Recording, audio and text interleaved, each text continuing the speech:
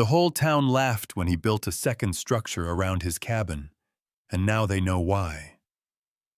A retired veteran in a thick red and black flannel jacket moved to a frozen American town, hoping for a quiet life with his loyal German shepherd. But when winter came early, and the wind from the lake turned deadly, his strange idea became the only thing standing between warmth and disaster. As neighbors struggled with frozen firewood and smoke-filled cabins, his dog paced calmly inside a home that refused to freeze. And what this veteran built would soon change how an entire town survived winter forever. Before we dive in, tell us where you're watching from. Drop your city, state, or country in the comments below. It's always incredible to see how far these stories travel. Winter arrived early in Marquette, Michigan, carried on a brutal wind that roared off Lake Superior and cut through the town like a blade, sharp, wet, and unforgiving, promising no mercy to those who underestimated it. Walter Hayes believed he had not underestimated anything. At 68, he had learned the cost of arrogance long ago, first in uniform and later in life, and he no longer confused optimism with ignorance. He was a tall man, a little over 6 feet, though the years had curved his shoulders forward, as if he still carried a rucksack no one else could see.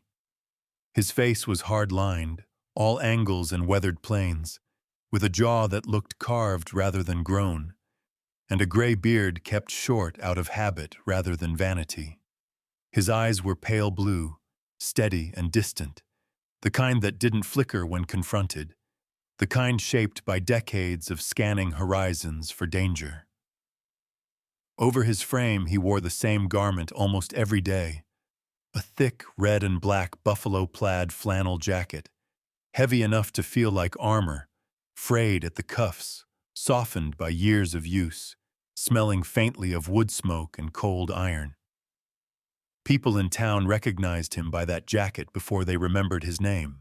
He had come to Marquette after retirement, drawn by the silence, the forests, and the lake that reminded him of places he'd been stationed long ago, places where winter wasn't a season but an adversary.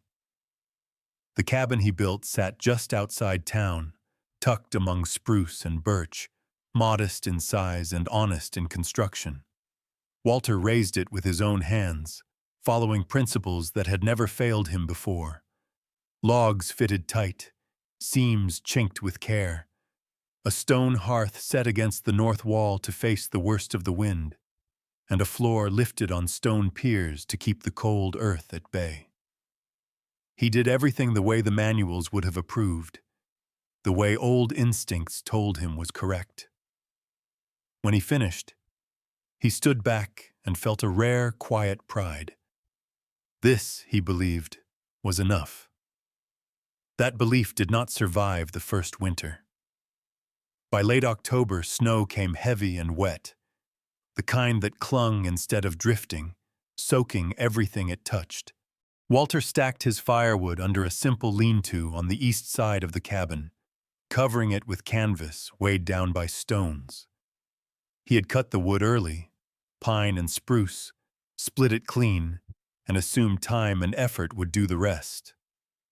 But Lake Superior had its own opinions. Snow melted during the day, refroze at night, and by December the wood was half ice. When Walter split a log, crystals glittered in the grain like broken glass. The fire sputtered, hissed, smoked. Heat leaked from the cabin faster than he could feed it. Some mornings, a thin skin of ice formed on the water bucket inside. He noticed his hands stiffening, his joints aching in ways they hadn't even after long patrols decades earlier. He told himself it was temporary. He told himself he had endured worse. But endurance, he knew, was not the same as sustainability.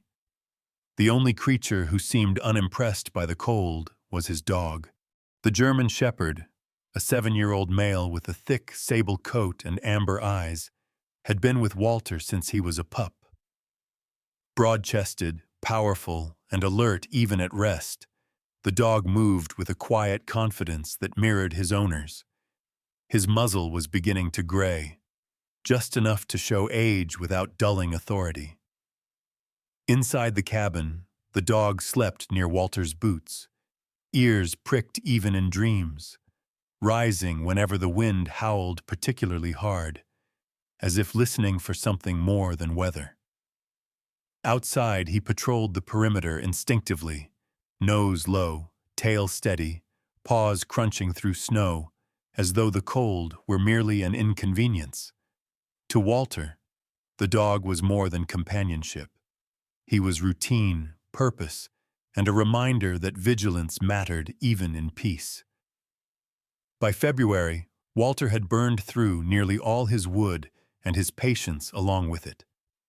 He drove into town for more, buying poorly seasoned logs from a local mill at prices that stung his pride. The men at the yard recognized him immediately. They called him the vet up by the ridge, some with respect, some with curiosity, a few with thinly veiled skepticism.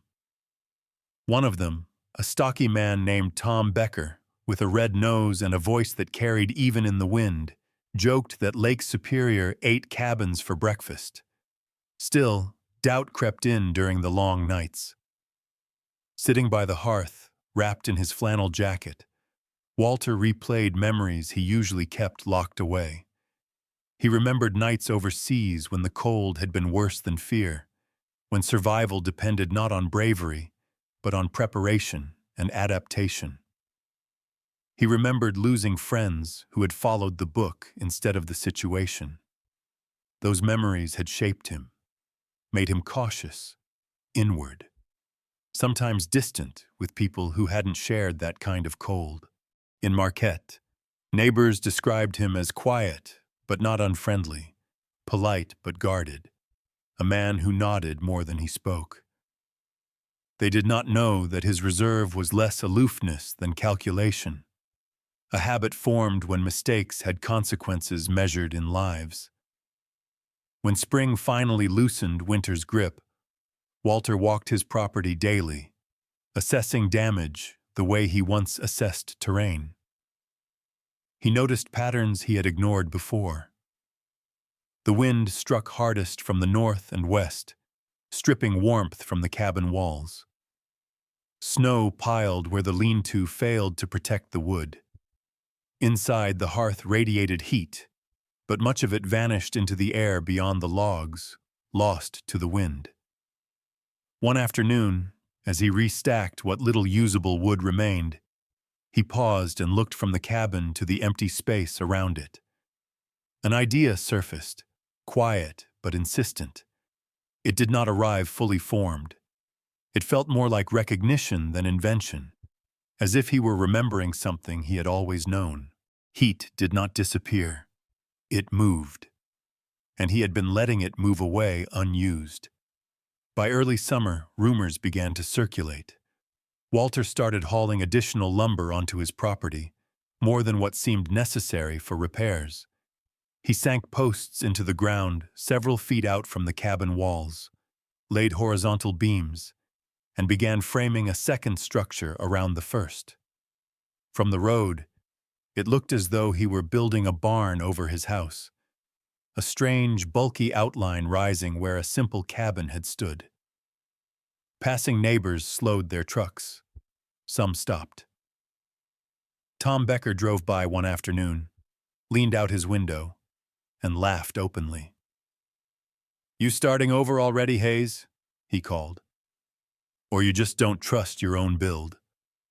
Walter straightened, wiped sweat from his brow, and gave a small nod that could have meant anything. He returned to his work without answering. His dog sat nearby, watching the road, ears forward, tail still, as if filing away every sound. Others were less amused and more concerned. An older woman named Ruth Caldwell, who lived a mile down the road and had brought Walter soup once during the worst of winter, stopped to ask if he needed help or company. Ruth was in her 70s, thin and stooped, with white hair pulled back into a tight bun, and eyes sharp with kindness and caution. She had survived enough winters to recognize when a man might be working himself into trouble. Walter thanked her, assured her he was fine, and meant it more than she knew. Inside, doubt still whispered, but it was quieter now. The idea felt right in a way few things ever had. By July, the structure took shape. A rough-sided outer shell, not airtight, with gaps for air to move, a steep roof to shed snow, and space between it and the cabin walls wide enough to walk through. People talked. Some shook their heads. A few suggested tarps would have been cheaper.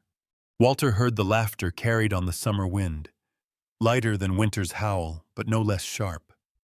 He accepted it the same way he had accepted worse judgments in his life. He knew something they did not yet know, though he could not fully prove it until the cold returned.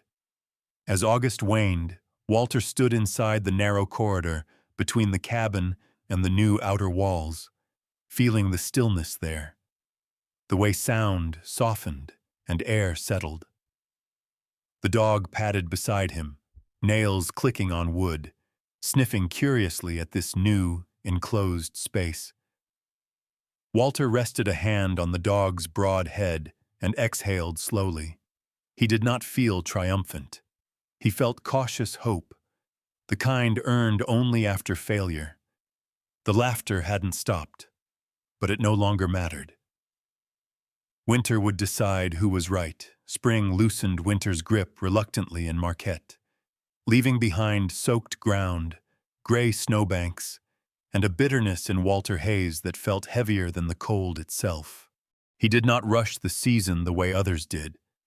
Instead, he walked his land slowly each morning, hands tucked into the pockets of his red and black buffalo plaid flannel jacket, boots crunching over thawing gravel, eyes moving the way they once had on patrol. Walter observed. He measured. He remembered. The German shepherd followed a few steps behind, head low, tail level, tracking Walter's pace rather than the scents around them, a habit formed over years of quiet companionship. Walter had learned long ago that survival rarely hinged on strength alone. It hinged on reading patterns correctly and acting before disaster repeated itself. And the pattern here was obvious once he stopped being angry about it. The cabin had not failed because it was poorly built. It failed because it stood naked in the wind, bleeding warmth into the open air while his firewood sat outside absorbing moisture like a sponge. The fire fought two battles at once, heating the cabin and drying its own fuel. That was a losing war. He stood one afternoon beside the collapsed lean-to where his firewood had been stored, canvas torn, boards warped, the remaining logs cracked and gray with mildew. Walter knelt, split one of the worst pieces, and studied it closely. Ice still clung inside the grain, though the air had warmed. He remembered nights overseas when damp gear had been deadlier than enemy fire. When men froze not because they lacked strength, but because moisture stole heat silently and relentlessly. That memory had never left him. It was the reason he dried his boots near the fire even now, the reason he hated unnecessary exposure. Straightening up, Walter looked at the cabin wall behind him. He placed his palm against the logs and felt it clearly. Even without a fire burning, the wood retained a faint memory of warmth from the sun and from the life lived inside. Heat was always moving, always escaping. He had simply been letting it go. The idea arrived without drama, without inspiration music or sudden triumph. It came the way practical ideas often do, quietly, almost irritably, as if offended it hadn't been considered sooner. What if the problem wasn't the cabin itself, but what surrounded it? What if the firewood didn't have to sit outside the heat, exposed to weather and chance but didn't need to clutter the living space either? Walter paced the perimeter of the cabin, counting steps the way he once counted distance between cover. 8 steps from wall to tree line. Enough room, enough space to work with. His thoughts aligned with muscle memory. Build protection first, then function within it. He imagined a second structure, simple and rough, set several feet away from the cabin walls, tall enough to shed snow, loose enough to let air move. Between the cabin and this outer shell would be a corridor, a buffer zone. Snow and rain would be blocked. Wind would be broken. And the heat that escaped through the cabin walls would no longer vanish uselessly into the lake wind. It would warm that corridor just enough to dry the firewood stacked there, day after day, quietly, without effort. Walter did not sketch the idea immediately. He had learned that early sketches often lie. Instead, he tested the thought the way he tested everything. He hung a strip of wet canvas inside the narrow space between the cabin wall and a temporary stack of boards. He leaned nearby, creating a crude barrier. 3 days later, he checked it. The canvas was dry, stiff, usable again. He left a similar strip outside, exposed to spring melt and lake fog.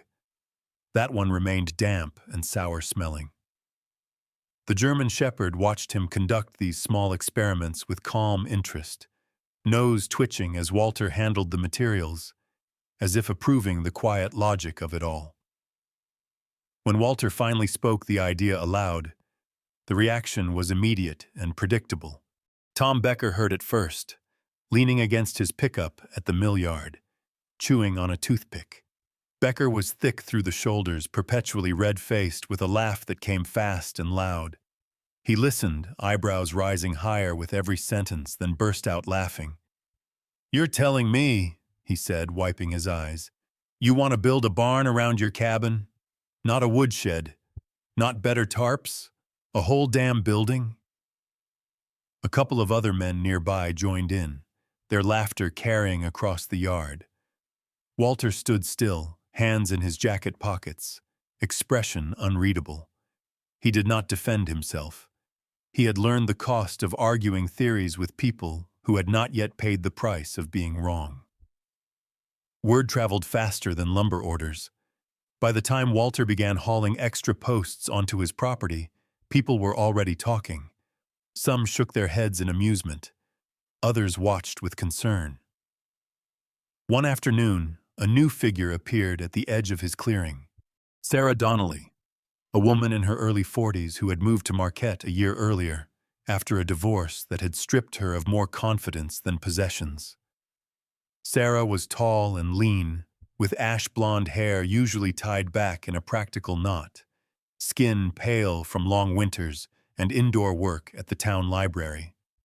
Her eyes were observant, thoughtful, the kind that listened more than they spoke. She had brought over a box of donated books once when she learned Walter lived alone. Now she stood with her hands tucked into her coat sleeves, watching him measure and mark the ground. "People are saying things," she said gently, not accusatory, just factual. Walter nodded. "They usually do." Sarah hesitated, then asked the question others avoided. "Are you sure this will help?" Walter looked at her then, really looked, and saw not doubt but concern. "I'm sure enough to try," he said. Sarah smiled faintly. "That's more than most." She stayed a few minutes longer, watching him work, then left without further comment. Construction began in earnest in late May. Walter worked alone most days, rising early, resting when his joints demanded it, pushing through when they didn't. He set the posts carefully, sinking them deep, respecting frost lines the way one respects an old enemy. Horizontal beams followed, then rough planks for the walls, spaced just enough to block wind while allowing air to move. The German shepherd stayed close, lying in the shade, occasionally rising to inspect new materials, his thick coat already shedding winter's weight. People stopped by uninvited. Some offered advice. Some offered jokes. One man, Raymond Keller, a retired carpenter with a narrow face, salt and pepper beard, and the air of someone used to being right, warned Walter he was trapping moisture, inviting rot. Keller had lost his first home to mold years earlier after a poorly ventilated renovation, and the memory had hardened him into a cautious, sometimes blunt, critic. The Walter listened without interruption, thanked him, and kept working. Inside, doubt flickered briefly, but it did not take hold. He had tested the idea. He trusted results more than warnings born from different mistakes. As June turned into July, the outer structure took on its strange, barn-like appearance. From the road, the cabin was nearly hidden, swallowed by its own protection. Laughter continued, lighter now, mixed with curiosity. Children pointed. Trucks slowed. Walter felt the social weight of being the odd one out, a sensation uncomfortably familiar from his military years, when orders he questioned later proved flawed. He remembered how standing apart had once cost him friendships, promotions, sleep. He remembered how it had also saved lives. That memory steadied him. At night, sitting on the porch in his flannel jacket, German Shepherd pressed against his leg, Walter watched the unfinished structure cast long shadows in the twilight. It looked wrong. It looked excessive. It looked exactly like the kind of solution that only mattered once it was needed. By August, the frame was complete enough to serve its purpose. Walter walked the corridor between the cabin and the outer walls, feeling the air settle, noticing how the space seemed calmer than the open clearing beyond.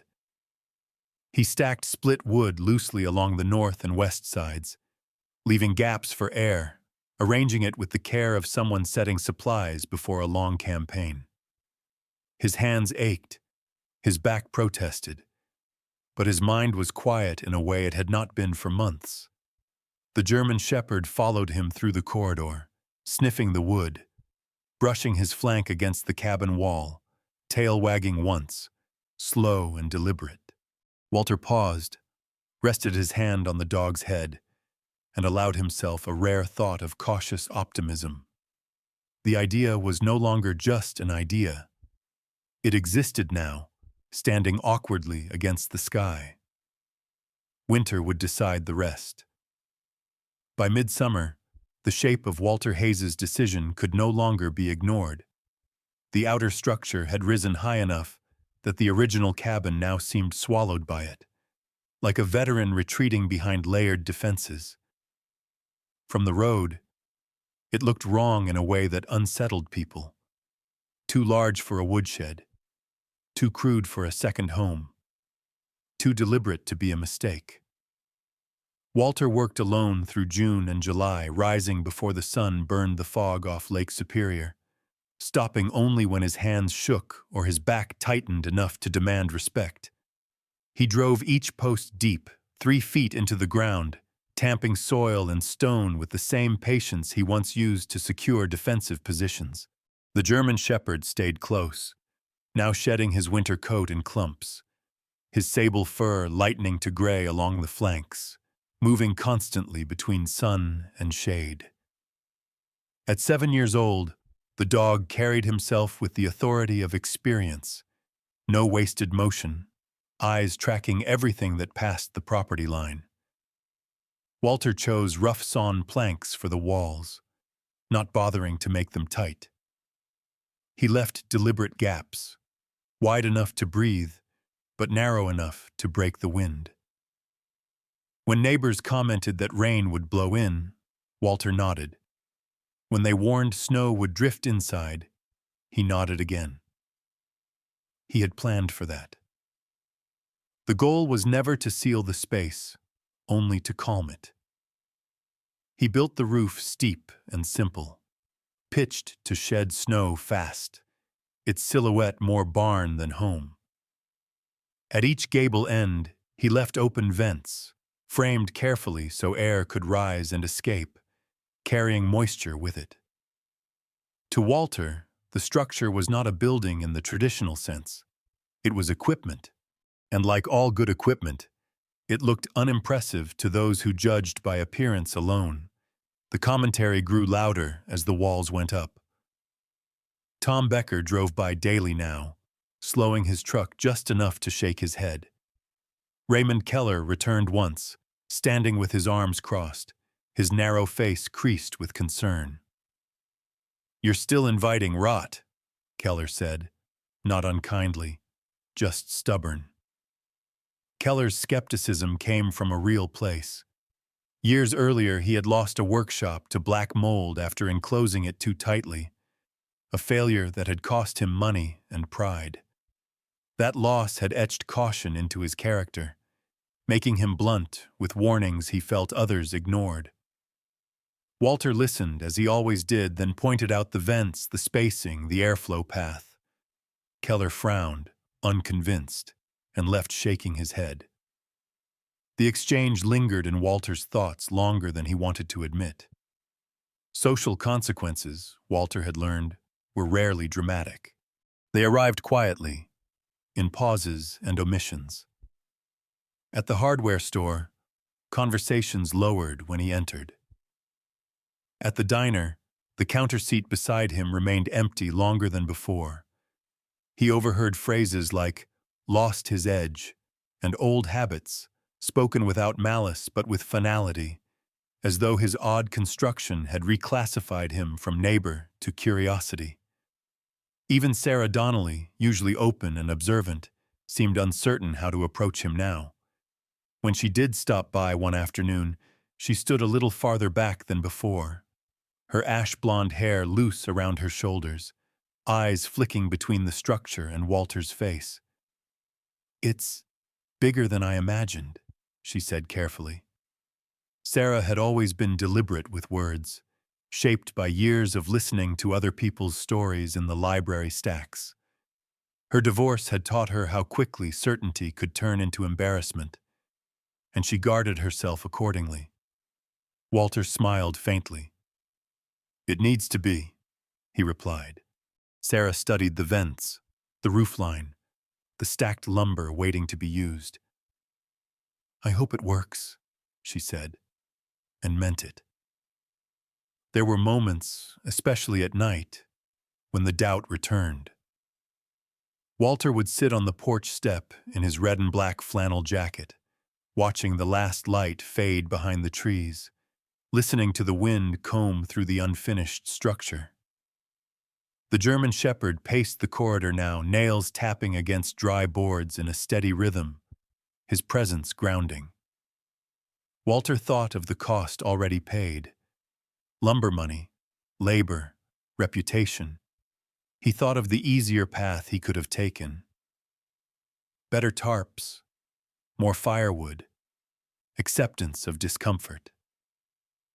But each time he imagined winter returning unchanged, imagined frozen logs and smoke-filled nights, his resolve hardened. He had not survived war and decades afterward to accept a problem he could still solve. By late July, the corridor between the cabin and the outer shell was complete on 3 sides. Walter began stacking firewood there methodically, north and west first, leaving the south side more open for access. He placed the logs on pallets, keeping them off the ground, spacing them so air could move freely. The space felt different immediately, quieter. Even on warm days, there was a stillness there, a sense of protection. One afternoon, Walter noticed something small but telling. He had left a pair of damp gloves hanging on a nail inside the corridor. By morning, they were dry. Not stiff from heat, not brittle, just dry, usable. He left another pair outside overnight. Those were still wet by noon. He did not announce this observation. He filed it away. August brought heat and insects, but the structure held steady. Children from town rode their bikes past and pointed, daring each other to guess what Walter was building. A local contractor named Ben Alvarez stopped once, curiosity outweighing skepticism. Ben was in his mid-30s, broad-shouldered, with dark hair shaved close and a short beard framing a square jaw. He had built his reputation on efficiency and modern materials, the kind of man who trusted new products more than old instincts. He walked the perimeter slowly, asked a few pointed questions, then shrugged. "Not how I'd do it," he said honestly, "but I'll admit, it's interesting." That was the closest thing to approval Walter received all summer. As September approached, the laughter softened into watchful silence. The structure was finished enough that even critics had to admit it was intentional. Walter reinforced joints, checked fastenings, adjusted vent openings. He moved through the space like a man preparing for inspection, not from others but from the coming season. The German Shepherd mirrored his focus, spending more time inside the corridor, choosing it over the open yard, as if sensing its purpose. Walter noticed that too. Dogs, he believed, understood comfort and danger in ways people sometimes argued themselves out of seeing.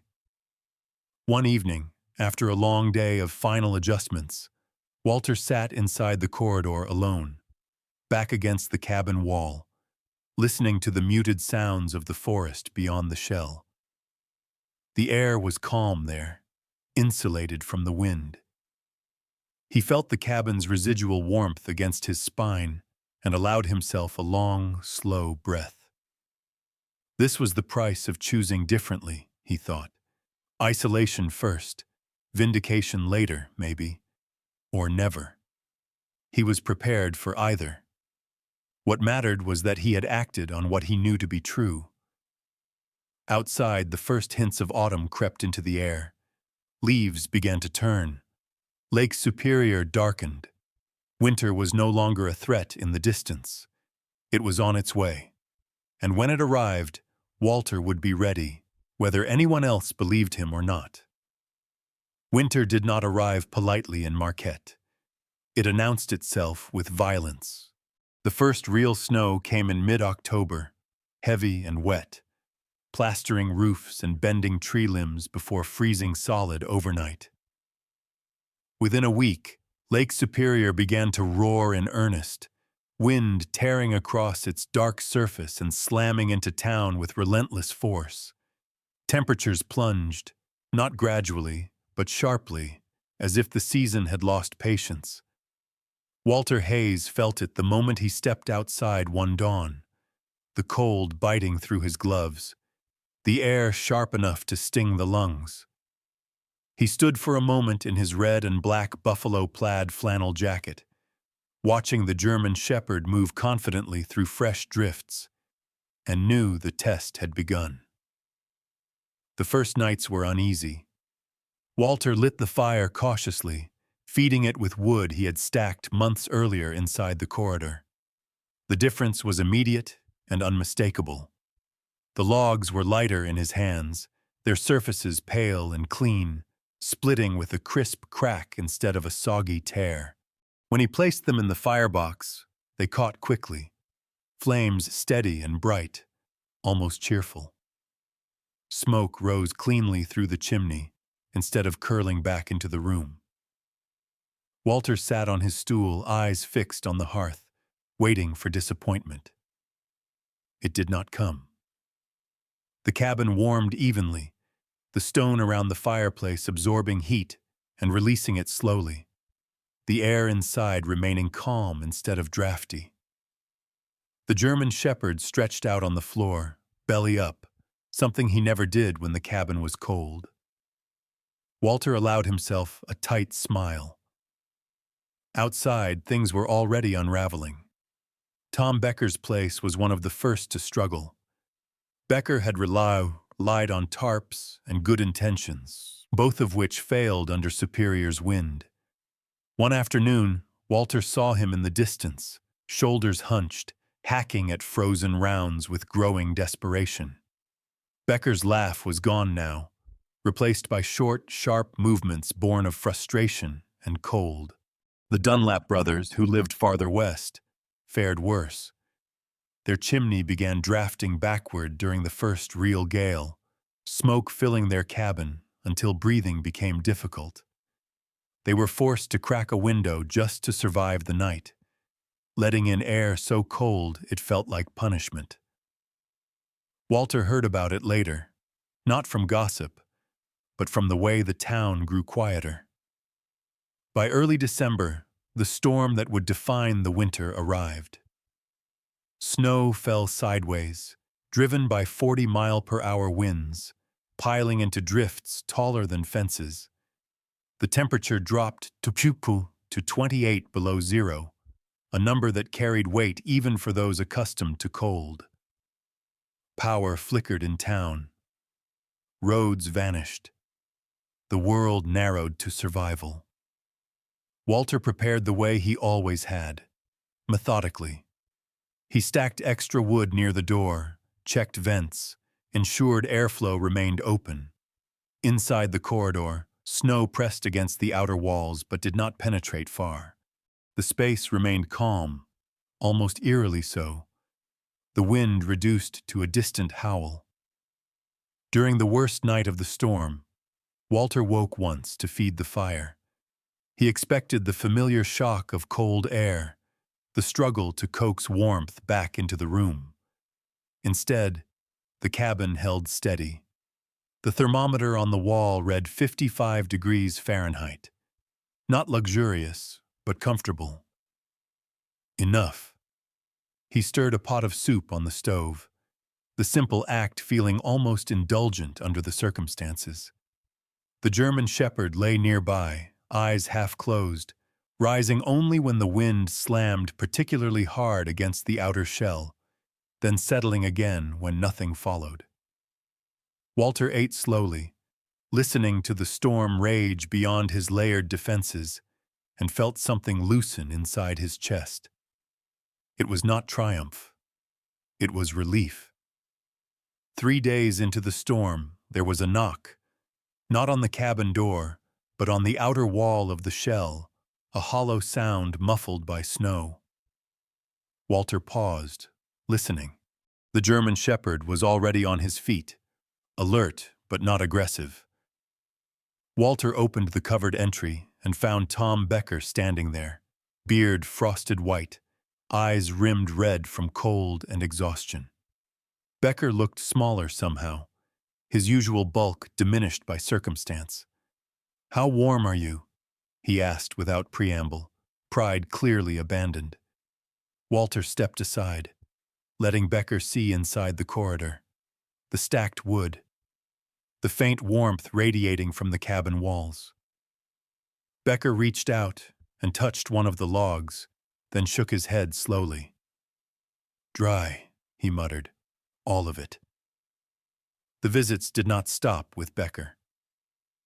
Sarah Donnelly arrived the next afternoon, bundled in layers, her ash-blonde hair tucked under a wool cap, cheeks flushed raw from windburn. She looked tired but curious, eyes sharp despite the cold. "I had to see," she admitted quietly. Inside, she removed her gloves, holding them near the hearth, surprise softening her features. "It's calm," she said. "Calm." The word hung between them, meaningful. Calm had been in short supply all winter. Sarah's voice carried something close to awe, not just at the warmth, but at the absence of chaos. Walter explained simply, without pride, how the shell broke the wind, how the air gap reduced heat loss, how dry wood burned cleaner and longer. Sarah listened, nodding slowly, absorbing each detail the way she absorbed stories at the library. "They were wrong about you," she said finally. Walter shrugged. "They didn't have to be right. I did." Raymond Keller came later, his expression guarded, his narrow face unreadable. He stood in the corridor for a long moment, running his hand along the cabin wall, feeling the warmth there. Keller had been loud in his criticism months earlier, shaped by his own failure. Now he said little. Finally, he exhaled and nodded once. "Air's moving," he conceded. "Moisture's leaving." It wasn't an apology, but it was close enough. Keller left without another word, boots crunching away into the snow. 2 weeks later, Walter noticed fresh posts going up on Keller's property. As the storm finally broke, the difference between Walter's cabin and the others was undeniable. While neighbors spoke of 35 or 40 degrees at best, Walter's space held steady between 52 and 58.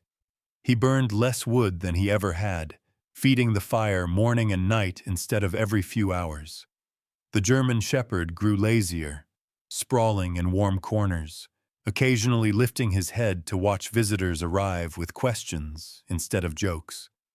Walter answered them all the same way, calmly, plainly, without embellishment. He took no pleasure in their discomfort, only quiet satisfaction that suffering was not inevitable. One evening, after the roads reopened, Ben Alvarez returned, snow-caked on his boots, skepticism replaced by calculation. Ben paced the corridor, measured distances with his eyes, asked about lumber quantities and labor time. His dark beard was dusted with frost, his breath steady.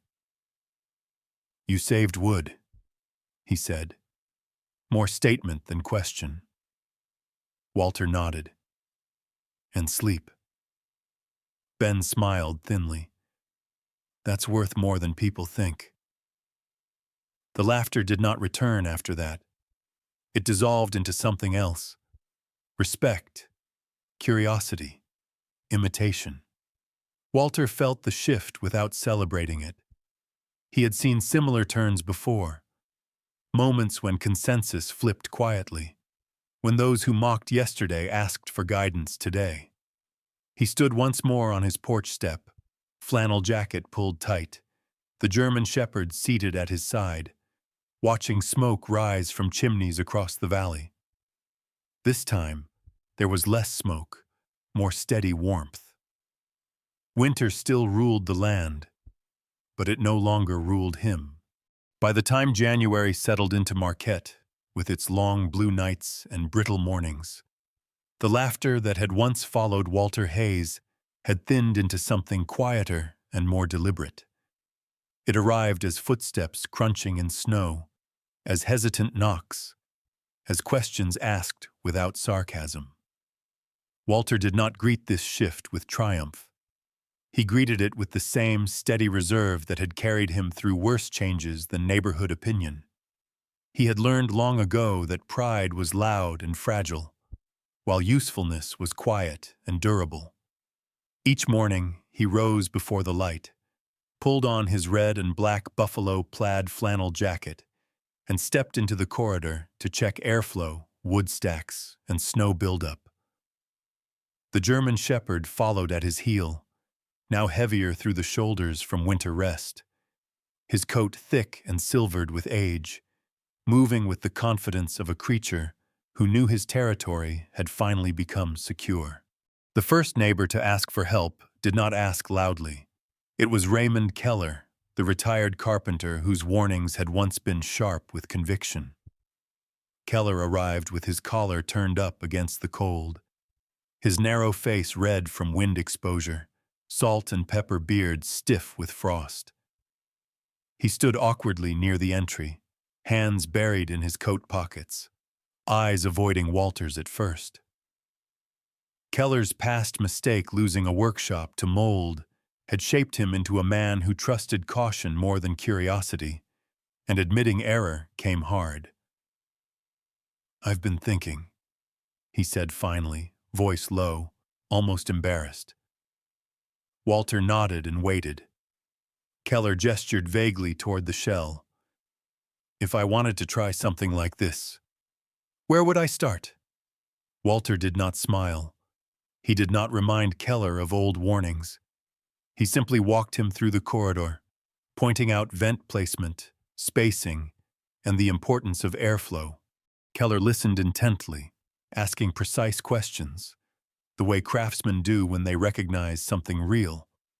When he left, his shoulders looked lighter, as if permission to change his mind had relieved a weight he'd carried too long. Soon after, others followed.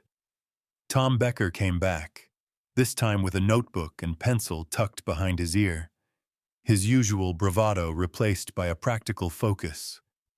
He was a broad man, still strong, but the winter had etched lines around his eyes, reminders of nights spent feeding a fire that never quite caught up. "I burned near twice what you did," Becker admitted. Not bitterly, just factually. Walter showed him how to create a three-sided windbreak using the lumber he already had, how to angle it to block prevailing winds without sealing moisture inside. Becker nodded, scribbling notes, the laughter gone for good. Sarah Donnelly became an unexpected bridge between Walter and the town. She visited often now, sometimes bringing soup or bread, sometimes just questions. Sarah had always been tall and slender, her movements economical, her ash-blonde hair worn loose more often than before, framing a face that had softened as winter passed. She listened carefully as Walter explained principles rather than instructions, translating his blunt efficiency into language others could understand. At the library, she spoke to families worried about fuel costs, about children sleeping in coats, about the shame of asking for help. She framed Walter's solution not as a trick, but as common sense rediscovered. Her calm authority, shaped by years of listening to people rebuild their lives through stories, carried weight. By February, makeshift versions of the shell began appearing across the outskirts of town. Some were rough, hastily built windbreaks on the north and west sides.